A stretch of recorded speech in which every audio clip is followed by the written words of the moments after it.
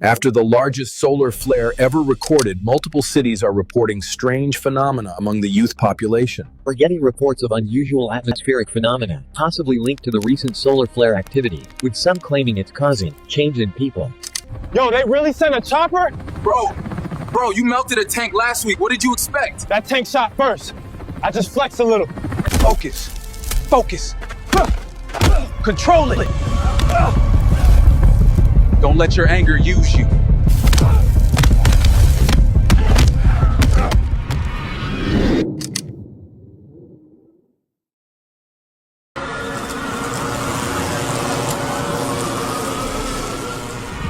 I'm going to step off the limb now. That's one small step for man.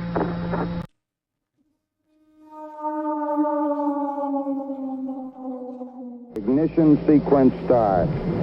6, 5, 4, 3, 2, 1, 0. All engine running. Liftoff. We have a liftoff. 32 minutes past the hour. Liftoff on Apollo 11. Tower cleared. We got a roll program.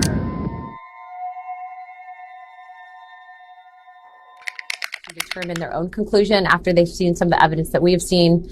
But most recently, Representative Gates actually came forward. He was on that initial CODAL with me and Representative Tim Burchett, where we were denied access. And he will tell you that if you've seen some of the stuff that we've seen, you will too become a believer. So, I mean, it's fascinating. And I think the President of the United States authorizing this release is going to be the trip flare in the air. And members of the intelligence community, that there is going to be retired and members of the government who have these films in their vault, in their desk drawer, in their closet, that they are going to clandestinely release. That is what I feel we are going to see as the rollout of this information. And of course, please listen to me. The potential murder of scientists and whistleblowers that were ready to come forward to tell the world, to tell the truth, that frankly, we are not alone.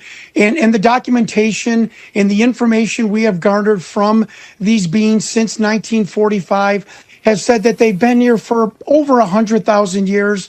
They have manipulated our DNA. So says a geneticist who say 40, 60,000 years ago, our DNA was manipulated. Who was the manipulator? And one last thing on this point, I think this is going to strengthen religion. I think when we find out that we're not alone, that we've been visited for millennia, that people are going to realize the Holy Bible is not a collection of allegories. It is a collection. It is a historical document. So I think this is, in a good way, this is going to be a good shock to the system for people that are spiritual and Catholics and believe in God. And I think it's also, you're right, Mark, it's going to open the curtain even wider to have a government that is transparent, which we have not had for many years. Well, we are definitely looking forward to releases and see what actually happens. We're looking forward to it. I'm going to step off the limb now. That's one small step for man. One giant leap for mankind.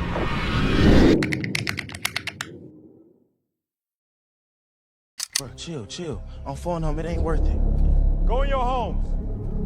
You don't run this block, y'all late on my planet.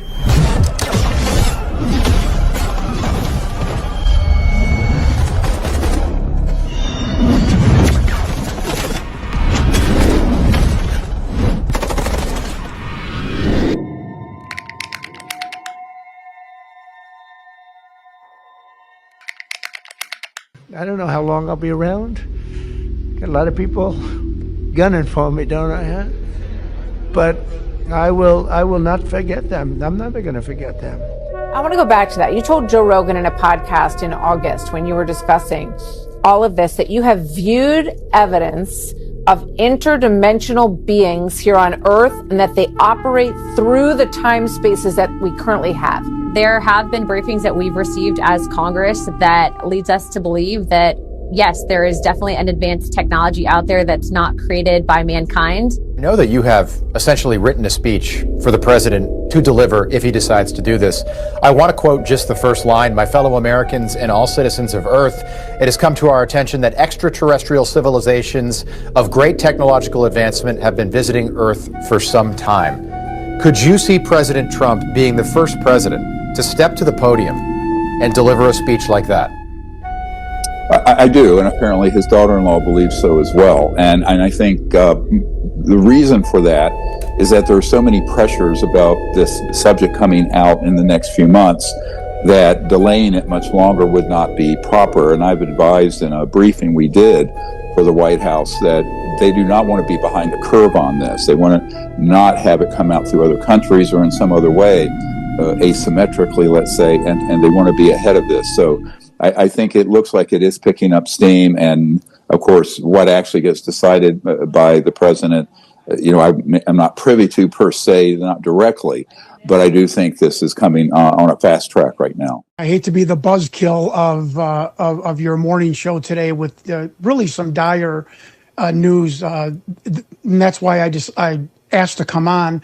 The fact that Donald Trump has authorized the release of all UFO-related material in possession of the United States government, or as I call it, the United States of America's cosmic Pandora's box, which this is going to be. And I just want to tell your viewers what I'll be talking about is very serious,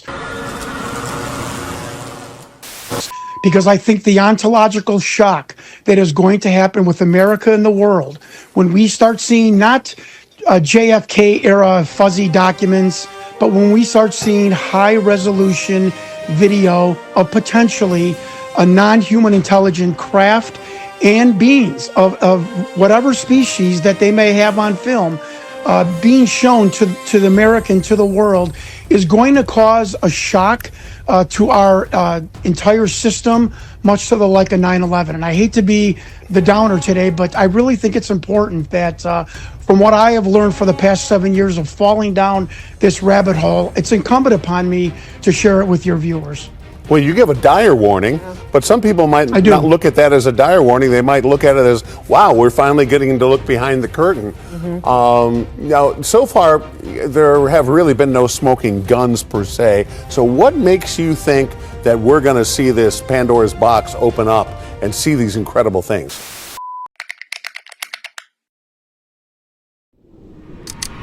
Potential, the power within us.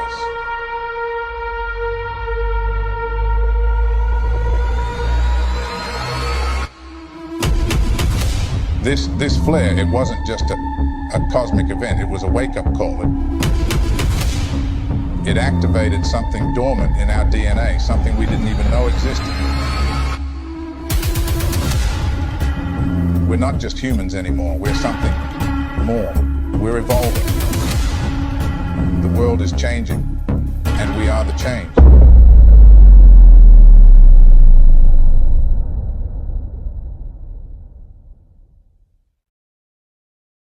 You know, they said it would be the end, that the solar flare would fry our circuits, turn us into charred husks. But they were wrong. They forgot about the potential, the power within us.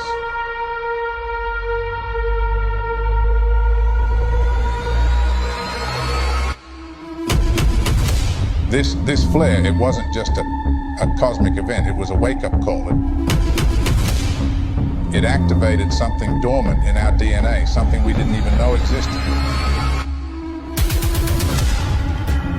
We're not just humans anymore, we're something more.